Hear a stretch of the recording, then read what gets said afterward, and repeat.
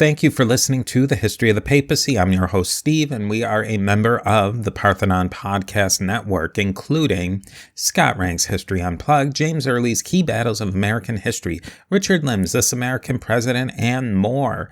You can go to parthenonpodcast.com to learn more about each of these shows and new shows that could be coming anytime. Patreon is a great way to support the history of the papacy and keep this project going. And you can find out more information at patreon.com/history of the papacy. We have 4 tiers: Antioch, Alexandria, Constantinople, and Rome, each of which represents one of the traditional patriarchates of early Christianity. Your biggest benefit is that you will be commemorated on the History of the Papacy diptychs, which in traditional Christianity is the list of bishops and in order of their precedence. So you want to sign up early to Patreon so that your name is higher on the lists. And there's also monthly book drawings, early content, ad-free content, and bonus episodes, just to name a few. So definitely, I highly suggest you go and check us out at patreon.com/history of the papacy. Now let us commemorate the Patreon patrons on the History of the Papacy diptychs. We have Roberto, Joran, William, Brian, Jeffrey, Christina, John, and Sarah at the Alexandria level. Dapo, Paul, Justin, and Lana, all of whom are magnificent at Constantinople level. And reaching that ultimate power and prestige, that of the See of Rome, we have Peter the Great. In today's episode, Dr. Carolyn McNamara of the University of Glasgow will dive into the intellectual tradition of early Christianity. We will talk about who some of the important Irish Christian intellectuals were, how they operated, and how they spread their version of Christian scholarship, not only through Ireland and Britain, but throughout the entirety of continental Europe. With that, here's the next piece of the mosaic of the history of the popes of Rome and Christian Church.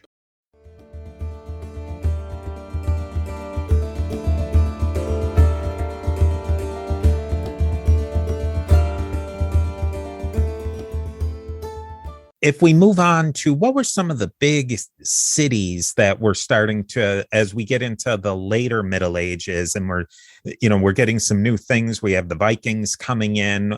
How does that continue to develop?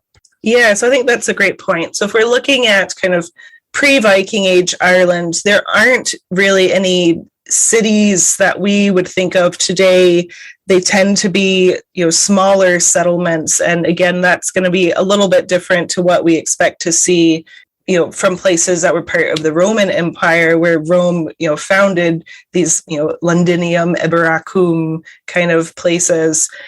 But then when the Vikings come in, they start to found what becomes cities. And some of the big ones that I can think of just off the top of my head are, Dublin is a big one. We've got Waterford, Wexford, Cork, Limerick. These are all places that are going to have a close Viking Age, Scandinavian connection, because that's where they decided to settle when they decided that raiding wasn't just going to cut it anymore. They wanted to start spending the winter over in Ireland and then, settling permanently. How did those cities develop a Christian and an ecclesiastical support and a system?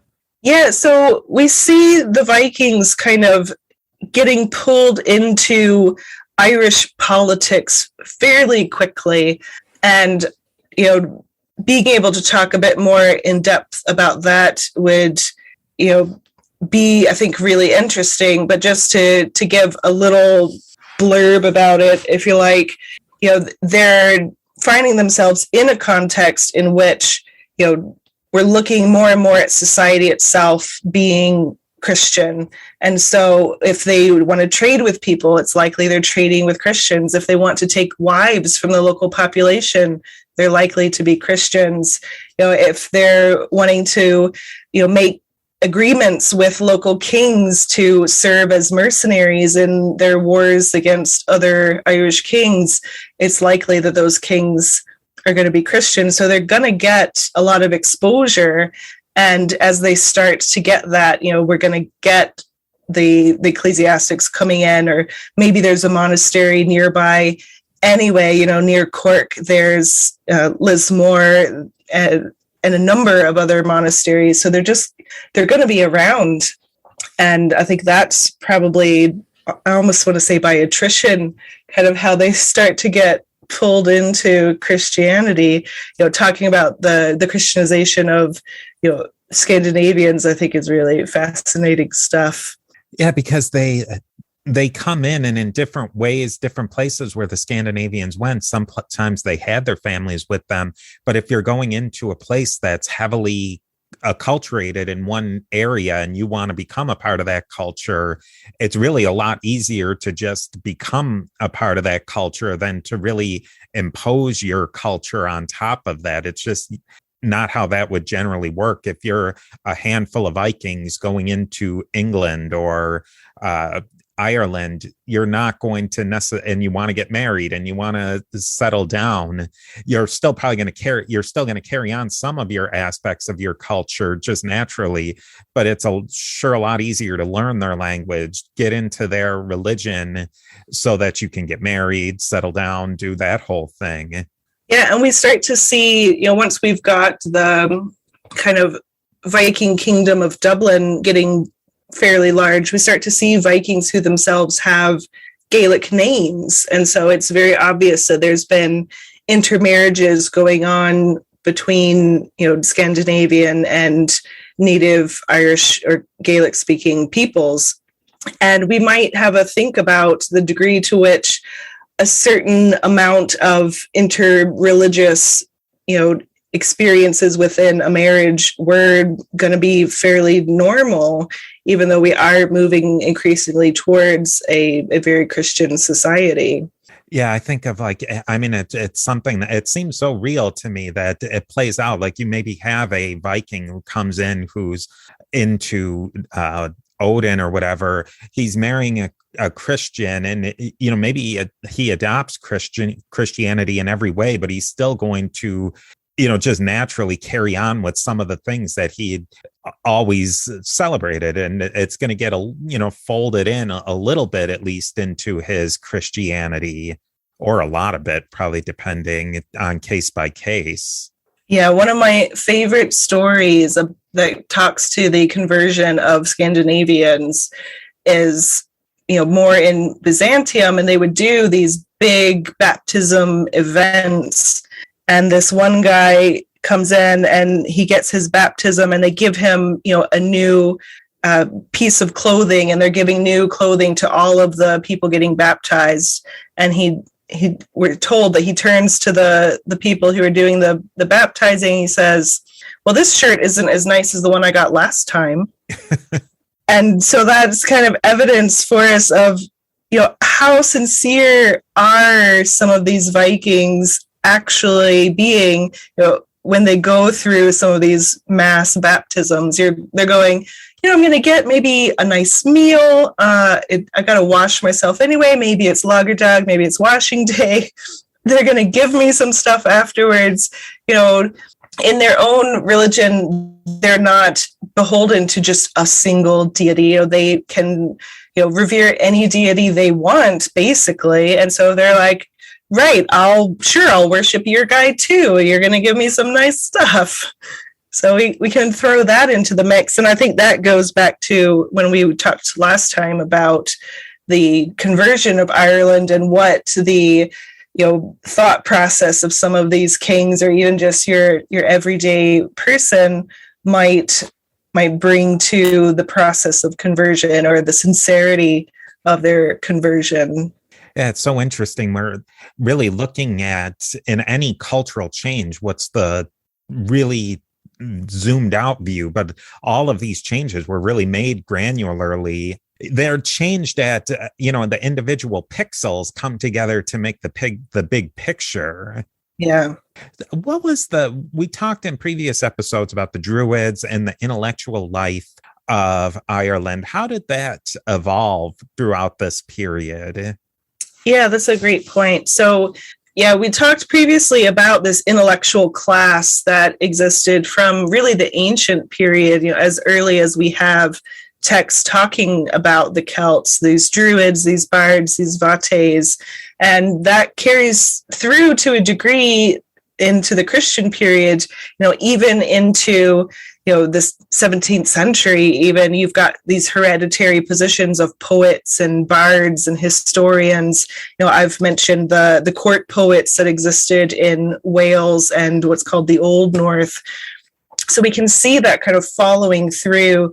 But we also have an intellectual class that's ripe and I think ready to just cross over into this Christian intellectual position. And we see that a lot with these monasteries that themselves become these centers of learning.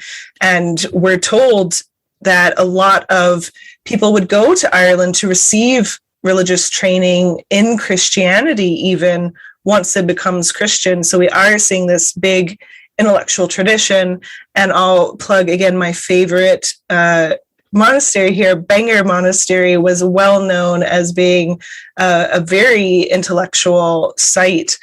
So it's really easy for these religious intellectuals to just move over to similar positions in Christianity. And that's the people that we can look to who wrote a lot of the literature that survives today from medieval Ireland.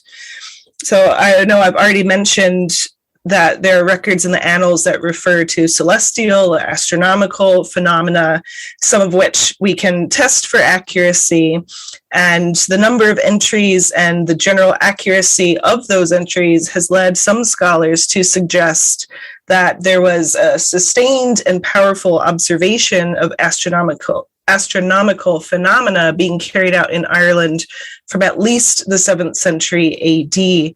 And that comes from Ludlow in the interpretation of celestial and environmental phenomena. And we can kind of compare that against what the Roman authors are saying about how the Druids themselves were natural philosophers and they made great observations of the stars. So we can almost see to a degree the transition of this intellectual class from a pre-Christian to a Christian society. Adovnan himself of Iona was a prolific writer. In addition to writing the life of St. Columba, he wrote De Locis Sanctis, or On the Holy Places, about different places sacred to Christianity, although he didn't go there himself. And he promulgated a law known variously as Cain Adovnan, the law of Adovnan, or Lex Innocenti, the law of the innocents, in 697 AD. So we can kind of see, the development of what we'd consider a complex society and continuing through into the Christian period. So this law of the innocents was built off of an earlier law of Patrick, or Cain Patrick, that the law of Patrick protected only monks, but the law of Adovnan extended to women and children as well, to kind of protect them in terms of, fighting and battles. And it brought the church more directly into the situation when these people were injured or damaged, and it would levy additional fines on the perpetrators that would then be paid to the church. And we've talked in previous episodes about these honor prices that were assigned to people through this secular legal system that either decided what fines you had to pay or what degree of care you had to give. There were some, if you injured someone of high status and they didn't die, but they were injured, they couldn't work, you would have to provide someone to do their work for them. And it also stipulated the quality of food you were required to give them. And so that all goes into the legal system, but the church is now bringing itself into play for this to say, well, no, not only do you have to pay either that person or that person's family, but now you have to pay the church as well. So they're bringing themselves into that. And then to get back to Bangor Monastery, it's been associated with a few different styles of literature. One is Bulashivna, which is about a king who goes mad, And if any of your listeners have watched any of Neil Gaiman's American Gods, they would recognize the character Mad Sweeney as coming from this story. And so that's a little point that we can kind of draw our relationship with medieval Ireland through up to present day. And an extremely valuable early book that I've already mentioned, The Antiphonary of Bangor, was likely completed at Bangor itself. So we can see this, high degree of intellectualism. And, Bangor was associated with Computus, which was the calculation of Easter. And there's a manuscript, I think it's in Switzerland at the Stadtbibliothek, that even says Silan Macumend, who was an abbot of Bangor, was the first to learn the Computus by heart. So we've got this, information going as far as back to the continent to, talk about the intellectual pursuits and attainments, I'd say, of, the Irish intellectual religious class. And now a word from our sponsors. And related to the intellectual development in Ireland, Ireland also had a distinctive art style. How did that develop in the Christian era? Yeah, so I think the art that comes out of the medieval period is just phenomenal. So Celtic art, if we start kind of in this ancient period, is first this Hallstatt, which is this more geometric type. And then we get into the Latin, which is that curvilinear type. And then we start to develop towards what we'd recognize on the Book of Kells, this kind of interlace that comes in. And that interlace comes in from the Saxon influence. So what we might think of this Celtic knotwork that's almost ubiquitous in our minds as something that's Celtic is itself a development of the medieval period through interactions with other nearby cultures. But anyone who's seen even a picture of the Book of Kells, and one of their carpet pages is where they've got just the full page is just covered with illumination and all these really detailed, really intricate designs. And I think you can see the full Book of Kells online now. And so I'll make sure you've got the link to that so you can provide it for people, because it's amazing. And you can zoom in really close and see just the level of detail they're giving into their spirals. So we've got this manuscript illumination tradition, and that tradition is itself affected by the metalwork tradition. I think a great piece to have a look at, and you can find this online through the Museum of Ireland, is the Ardagh chalice. And it's this phenomenally detailed, metal chalice that was made for religious purposes.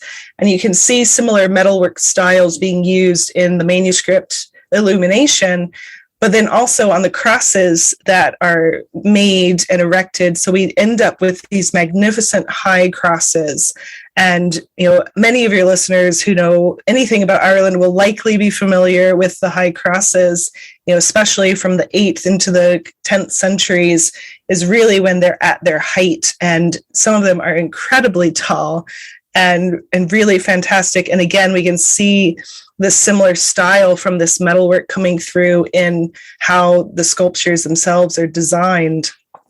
And we get some difference in this sculpture between what we see in Ireland, or we might think of as Gaelic Scotland, is the high crosses where you've got the cross itself carved out of stone. And so you've got the thin base, and then it widens where the arms are, and then back to the thin top with the circle that makes it that Celtic cross we're familiar with. And then in Pickland, which would be kind of north and east of Scotland, north of the Firth of Forth, if you're trying to picture that in your mind, that's kind of the area most associated with Pickland. They tend to have cross slabs. So these are going to be big rectangular slabs of stone that have crosses carved onto them, along with other ornamentation or sometimes a lot of times hunting scenes or scenes of battle that are put onto these cross slabs. And so that's a little difference in artistic style that we can see even just in that sculptural method. We talked about intellectual pursuits and art, and those are really associated with high status. What are some of the high status sites that we can look toward? Yeah, so I've already mentioned Armagh, Kildare. Kells is another big one, since that's one of the places of the Book of Kells is thought to have been written. We're not really sure where exactly it was written, but Kells was closely associated with Iona.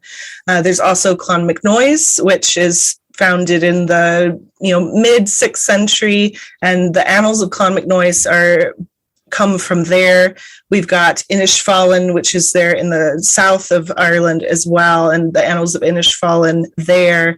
We've got Glendalough, which I think is fantastic. I've been fortunate to go and visit there, and so the name there translates as Valley of the Two Lakes, and it was founded in the 6th century by Saint Kevin, and it became itself quite a large site, and settlement kind of grew up around it, and it had workshops for processing vellum and a scriptorium.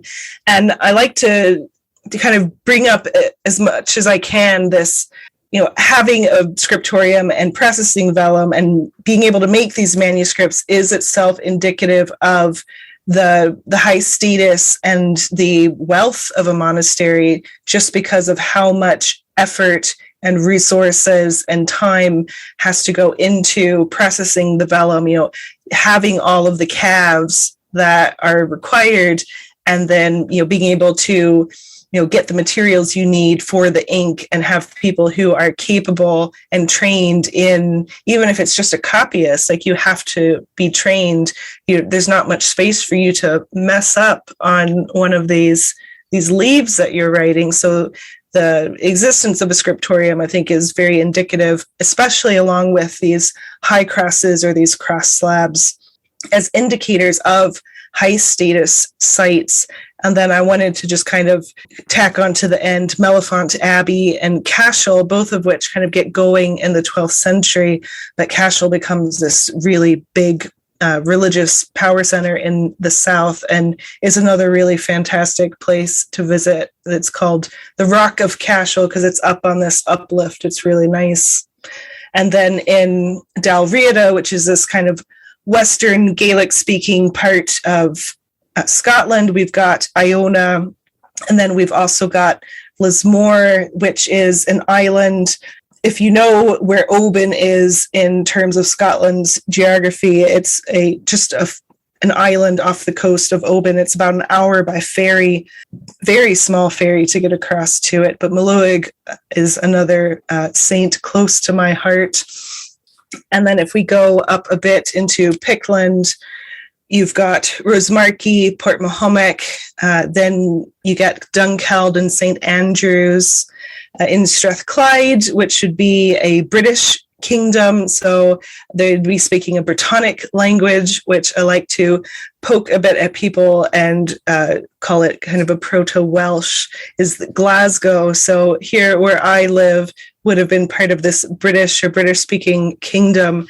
And there's actually, Glasgow itself has a cathedral, so it's quite well known for that. But less known is in Govan, where there are some really impressive carved stones, and there was a elite secular site just across the river at Partick, and so we had even, close to home for me anyway, some important high status religious sites. And then down in Galloway, of course, we've got Whithorn and St. Ninian kind of rounding out some of these places. And then I'll give just a quick, the bishoprics in Scotland in 1200 were in Caithness, Ross, Moray, Aberdeen, Brechin, Dunkeld, Argyll, Dunblane, and Galloway.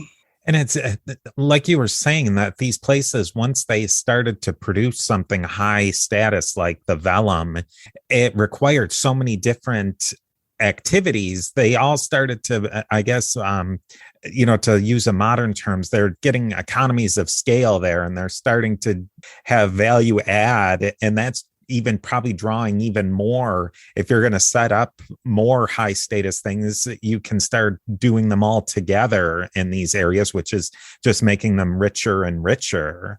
Yeah. And then we might consider, to what degree are those all sustainable? Maybe someone is losing patronage from an important secular elite, and that's causing then a decline. Some of these sites aren't well known so much these days, and even Port Mahomet has evidence of a wide-scale burning of the site that occurred. Even while it was kind of at its heyday, some of the carved cross slabs that existed, were still pretty fresh and new when the burning occurred. And then they were literally broken up and, with sledgehammers basically, and strewn across the site. And it was repurposed to be a place of trade. And the evidence doesn't show that it was someone else coming in and destroying the site. And it was before the Vikings really had got around. So it must have been Pictish peoples themselves going, right, well, we're done with this monastery thing. We're just going to repurpose this into a trade and craftwork area. So we'll just knock all this down, just remodel. We're gonna do something else now. And now a word from our sponsors. Now, moving on, we get into that these Irish intellectuals and Irish church people, they really hit above their weight, you might say, in that they have so much influence throughout the rest of Europe. And how did that happen? And where were some of their centers where Irish went to the continent and into other parts of Europe and really made a huge impact? Yeah, they really did. And as far as why it started to happen that way, I think that's a great question to have a think about. And I don't have a firm, absolute answer for it. We might have a think about, if Ireland was outside of the Roman Empire and had its own ability to kind of continue on, it didn't have to recover from the loss of Rome, if you like, the way other places might have had to. That might go into our thoughts about why. But yeah, they got all over the place, really. The best known one I've also already mentioned is Columbanus. So he founded monasteries in present-day France at Annegray, Luxeuil, and Fontaines before he headed off to modern Italy at Bobbio, where he founded his final monastery. And again, this is where his life was written. Other locations include in Switzerland at St. Gall, and I think I've already mentioned that the earliest surviving manuscript of the life of St. Columba is located at the Stadtbibliothek in Schaffhausen, Switzerland. And that manuscript is believed to have been written before, I think it's 719 AD, and Adamnan himself only died about 705. So this is, amazingly close to the author himself. We almost never get manuscripts that are, their provenance is so close to the time that they were first written.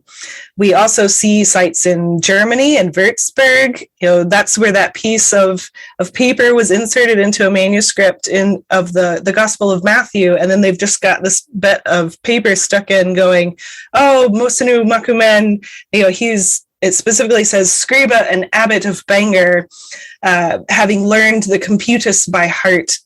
So we know that this reputation for some of these intellectuals is coming back to the continent along with their Irish compatriots. In Milan, we've got they're known as the Milan glosses. So it's glosses that are in Irish. So you've got your Latin manuscript, and the Milan glosses are specifically a commentary on the Psalter. And so basically it's the equivalent of when you've got your textbook and you're studying and you're going to write your notes in the margin to help you better understand what the text itself is. That's what these glosses are. So it's someone who speaks, this is probably Middle Irish or by this point. So someone who speaks Middle Irish is living in Milan and reading this Latin commentary and writing notes for themselves or maybe for future people in the margins or in between the lines to help them better understand the material, with the expectation that either themselves or the future people know Irish well enough for that to be helpful for them. And I think that, that itself is an excellent example of just how many Irish people got back onto the continent, that, you can see existence of them around. They're called the Scots or the Scotty, which is a reference itself to, being a Gael or being Irish. It opens up so many different things to think about. You think about somebody we talked about earlier, Pelagius, who lived in the 400s, early 400s. It was pretty easy for him. I mean, relatively easy for him to go from Britain to North Africa to the Middle East. But now we're talking 100-ish or so years later with somebody like Columbanus. He's living in a completely different world, where going to northern modern day France, that's a huge trip with a lot of dangers. And the fact that people like this were able to bop around so many places throughout Europe, did they write about that, any of the difficulties in travel that they had to make to get to these different places? I know there's some mention of travel. So in the life of St. Malachy, he goes from Bangor through Scotland, down through England, and then goes across to the continent, stops at Clairvaux to hang out with Bernard for a while before making his way down to Rome and then going back home. So he actually makes this trip twice in his life, and he ends up dying at Clairvaux on the second trip. So I think that is some interesting evidence, and we can't assume that every single saint who there's a mention of him going to Rome in his life, we can't always assume that that's true. But, there are people who did do it, and, making that trip, once or twice in your life. Malachy himself ended up becoming papal legate in Ireland. So we know that he did his trip, but yeah, I think that it kind of shows that although travel was different than it had been, say, during the height of the Roman Empire, it still was something that was feasible. With these different scholars, that were they being recruited, so to speak, from Ireland to go to the continent, or were they going of their own? That maybe there was just, you might say, a glut of intellectuals in Ireland, and they're going to find their fortune, so to speak, for lack of a better word, trying to find more opportunities. Was it kind of a push or a pull for them? Yeah, I think it's a combination of push and pull factors. So you have this idea, I know you've talked about martyrs and martyrdom before on the podcast. So there wasn't really a lot of opportunity for your traditional martyrdom, shall we say, in Ireland. So they came up with different forms of martyrdom. And one of those forms was to either leave the place of your birth. So you'd leave your own kin group and go somewhere else in Ireland. And that was considered to be, a kind of form of martyrdom. And we've talked previously about how important your position in society and how that exists relative the people around you is. So it is a big deal to have completely left your natal context. But then there's also this version of it where you leave Ireland completely, and the idea is you never return permanently. So we can look at St. Columba as having done this, even though we know from time to time he did go back for visits to Ireland, but he never went back to live there. And Columbanus is doing something very similar. So there's these kind of penitentials, maybe we could say, but they're doing this specifically, as a form of, seeking a greater degree of exclusion from what they know or what they've known. And so I think we see a lot of that in people who choose to leave Ireland, but I think also, especially because of their reputation for their intellectual achievements, that rulers are going to want them to come to their places as well. To put a wrapping on today's episode, which will really lead into our final wrap up of all of this, how does this idea of Ireland being out of conformity with Rome come from? Yeah, so we've touched a little bit on this already today, but I think it's likely partially to do with what's known generally as the Easter controversy, which was a dispute involving the calculation of Easter, and which we're planning to cover in the next installment. So in addition to that being a dispute about Easter, there was also a dispute about the proper method of tonsure, which differed between the continent and the Gaelic world.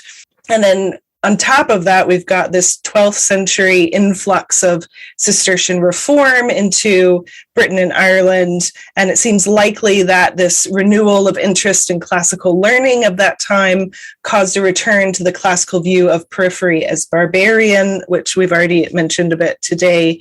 And Ireland had long been viewed as peripheral. Even during its Christian period, they were calling it like the ends of the earth. And Patrick, you may recall, talked about how he'd gone beyond the point at which anyone lived. And so this could be where the view that Ireland, was in urgent need of reform kind of got its steam. And so, we've got that Cistercian reform also happening around the same time as this English colonization of Ireland. And so the work of Gerald of Wales also comes in here to talk about the backwardsness of the Irish and why it was so necessary for England to come in and take control. So I think those, things taken together, I think, have a lot to do with this idea of Ireland, being kind of not together with the small o orthodoxy of the rest of the Christian world.